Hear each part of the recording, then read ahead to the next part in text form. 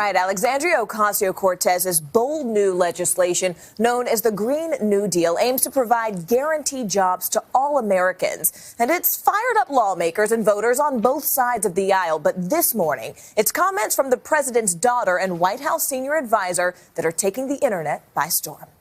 This morning, White House senior advisor Ivanka Trump in the midst of a social media firestorm for these comments to Fox News. You've got people who will see that offer from the Democrats, from the progressive Democrats, Alexandria Ocasio-Cortez.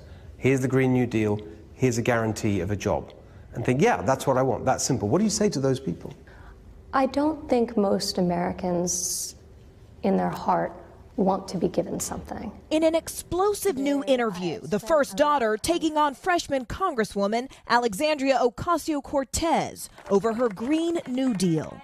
Today is a big day for people who have been left behind. The proposal seeks to eliminate carbon emissions by 2030, provide universal health care, and guarantee jobs and a family-sustaining minimum wage for all Americans. I've spent a lot of time traveling around this country over the last 4 years.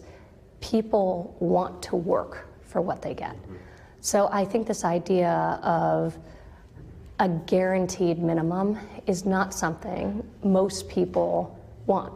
The reaction to Trump's remarks was swift and fierce on social media, with some calling the first daughter entitled, tone deaf, and out of touch.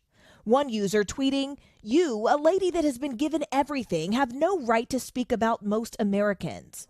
Cortez herself not backing down, responding to the first daughter's comments on Twitter, writing, "As a person who actually worked for tips and hourly wages in my life, instead of having to learn about it secondhand, I can tell you people want to be paid enough to live. A living wage isn't a gift, it's a right. Workers are often paid far less than the value they create." Ivanka responding to the backlash with a tweet of her own, saying, "I support a minimum wage. I do not, however, believe in a minimum guarantee for people unwilling to work, which was the question asked of me." The so-called Green New Deal.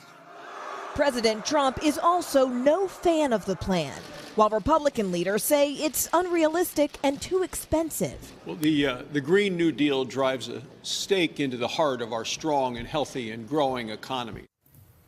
Senate Majority Leader Mitch McConnell plans to put the Green New Deal to a vote before the Senate's August recess, which is scheduled to begin on August 5th. All right, Morgan Radford. Morgan, thank you.